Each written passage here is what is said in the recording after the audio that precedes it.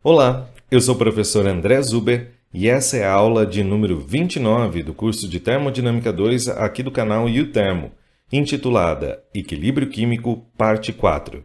E essa também é a última aula deste nosso curso. Os objetivos desta aula são os seguintes. Ao final dessa aula, espera-se que você seja capaz de aplicar o conceito de equilíbrio químico para um conjunto de reações químicas. Espera-se também que você saiba utilizar a regra de Gibbs das fases para determinar quantas reações independentes precisam ser especificadas para se fixar o sistema e, por fim, analisar a influência da temperatura na conversão de um conjunto de reações químicas simultâneas. Nesta última aula do curso de Termodinâmica 2, nós trazemos o estudo do equilíbrio químico para reações químicas que ocorrem de maneira simultânea dentro de um reator. Como você deve saber, é muito difícil que apenas uma reação química seja processada em vários exemplos industriais. Um exemplo disso são reações de combustão, que você já deve ter estudado em Introdução aos Processos Químicos, e você lembra que necessariamente nós temos uma reação de combustão completa e uma reação de combustão incompleta, formando CO2 e a outra monóxido de carbono. Esse é um dos vários exemplos que estão presentes nas indústrias químicas. Por isso é importante que você saiba empregar os conceitos do equilíbrio químico também para prever as condições ótimas de operação de um reator que processa reações simultâneas. Muitos dos sistemas encontrados na indústria apresentam múltiplas reações químicas acontecendo simultaneamente. Para construir problemas deste tipo, temos que escolher R reações químicas independentes.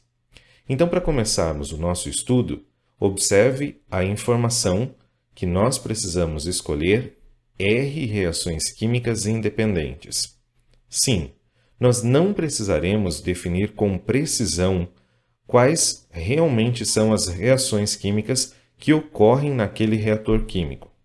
O nosso objetivo no estudo termodinâmico e principalmente no estudo do equilíbrio químico é analisar quem são os reagentes, quem são os produtos e tentar formar reações químicas que sejam independentes e que prevejam a utilização de todas essas substâncias reagentes e produtos.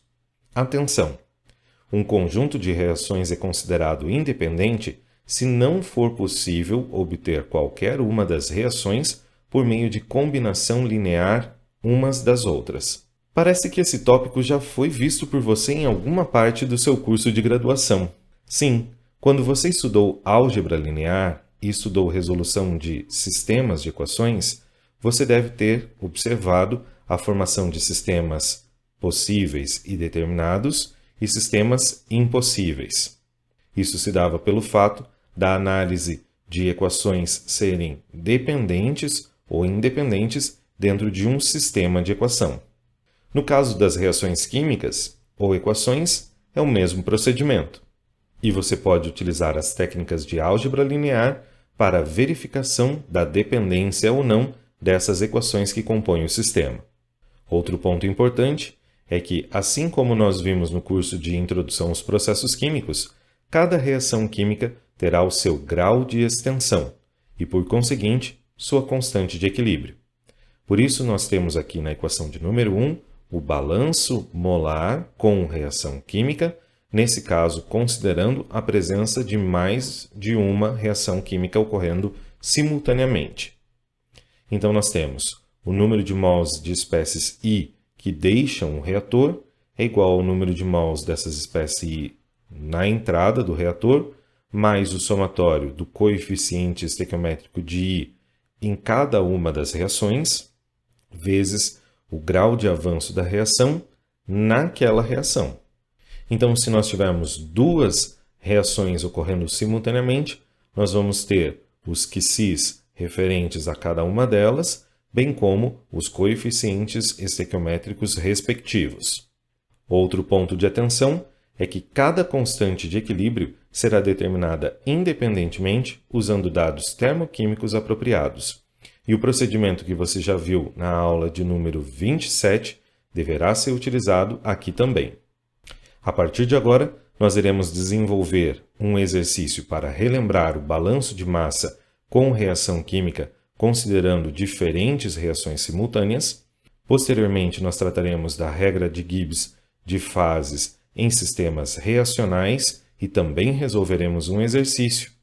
E por fim, fecharemos essa aula com um exercício de aplicação completo, abordando todos esses conteúdos. No exercício número 1, considere a adição de 1 mol de ácido bromídrico a 1 mol de butadieno em um reator. Desenvolva as equações que você precisa resolver para determinar a composição do sistema em equilíbrio a uma dada temperatura e a uma dada pressão. Então, observe que nós temos duas reações químicas. Na primeira, 1 mol de butadieno reage com 1 mol de ácido bromídrico, formando o 1-bromo-buteno, e na segunda, nós temos a formação do 3-bromo-buteno. Então, eu já trouxe aqui na folha de resolução as duas reações químicas e vamos identificá-las com o número 1 e 2. E agora vamos escrever a equação do balanço de massa com reação química. Então, nós temos que o número de mols da espécie I que sai do reator é igual ao número de mols da espécie I que entra, mais o somatório em função da variável K do coeficiente estequiométrico de I para a reação K, vezes o grau de avanço de reação da reação K. E agora nós vamos escrever esta equação para o butadieno. Então, o número de mols de C4H6 que deixa o reator é igual ao número de mols que entra. Nesse caso, nós temos a informação do enunciado, que é 1 mol. E agora nós vamos analisar para cada uma das reações. Então, mais coeficiente estequiométrico do butadieno na primeira reação é menos 1.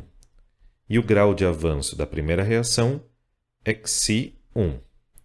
Ele também é reagente na segunda reação, então o coeficiente estequiométrico dele é menos 1, multiplicado pelo grau de avanço Xi2. Para o ácido bromídrico, nós temos número de mols iniciais equivale a 1, mais coeficiente estequiométrico dele na primeira reação, menos 1, vezes o Xi1, mais coeficiente estequiométrico na segunda reação é menos 1, vezes o Xi2. Para o número de mols do 1-bromo-1-buteno, nós temos, na entrada do reator, nós não temos a presença dessa substância, e como ele está presente só como produto da primeira reação, então nós temos coeficiente estequiométrico mais 1, vezes o Xi de 1. No caso do 3-bromo-1-buteno, nós também não temos a entrada dessa substância com os reagentes, e ele só está presente na segunda reação com um coeficiente estequiométrico mais 1 e Xi de 2. Então, como essa reação é processada somente na fase gasosa, nós podemos fazer a soma para determinar o número de mols totais. E desta maneira, somando as equações, nós temos 2 menos Xi1 menos Xi2. Com essa informação, nós podemos calcular a fração molar de C4H6 no reator, que é definida como o número de mols de C4H6 pelo número de mols totais. E substituindo os valores das frações, nós temos 1 menos Xi1 menos Xi2 dividido por 2 menos Xi1, Xi2, como sendo a fração do C4H6 no reator. A fração do ácido bromídrico pode ser feita de maneira semelhante e você pode observar que o resultado é idêntico ao do C4H6. Fazendo o mesmo procedimento para o 1-bromo-buteno, nós temos que a fração molar dele vai ser o Xi1 dividido por 2 menos Xi1 menos Xi2. E a fração do 3-bromo será Xi2 dividido por 2 menos Xi1 menos Xi2. E agora, nós iremos expressar as constantes de equilíbrio da reação 1 e 2 em termos de fugacidade e posteriormente em termos do grau de avanço de cada uma das reações. Então, no primeiro caso, nós temos a constante de equilíbrio igual ao produtório da razão das fugacidades elevado ao coeficiente estequiométrico. Então, abrindo esse produtório e colocando a fugacidade da fase vapor, nós temos a seguinte multiplicação, e agora nós podemos colocar algumas restrições. A primeira imposição é que nós vamos considerar que essa reação em fase gasosa está na condição de gás ideal, portanto, os coeficientes de fugacidade valem 1 e a referência equivale a 1 bar. Reagrupando os termos, nós temos que a fração molar do 1-bromo dividido por fração molar do butadieno vezes a fração molar do ácido bromídrico vezes ainda 1 sobre a pressão. Então, nós temos a seguinte equação dependente de Xi1 e Xi2 para o cálculo da constante de equilíbrio de 1. Repetindo o procedimento para a constante de equilíbrio de número 2, nós chegamos à seguinte equação quando nós substituímos as frações molares determinadas anteriormente. Como você pode observar, as duas constantes de equilíbrio são dependentes tanto do grau de avanço da reação 1 quanto do grau de avanço da reação 2. E nós precisaríamos utilizar um sistema de equações para determinar a condição de equilíbrio deste problema. Para dar uma ideia de como nós faríamos isso, nós precisaríamos inicialmente determinar as constantes de equilíbrio 1 e 2 usando os dados termoquímicos para cada uma das reações, corrigi-las em função da variação da temperatura, caso a reação não fosse processada a 298 Kelvin, substituir os valores nessas duas equações e então resolver o sistema, determinando o grau de avanço da reação 1 e o grau de avanço da reação 2. Eu espero que tenha ficado claro para você como que nós efetuamos o cálculo do balanço de massa com reação química na presença de duas ou mais reações. E se você ficou com alguma dúvida, por favor, deixe nos comentários.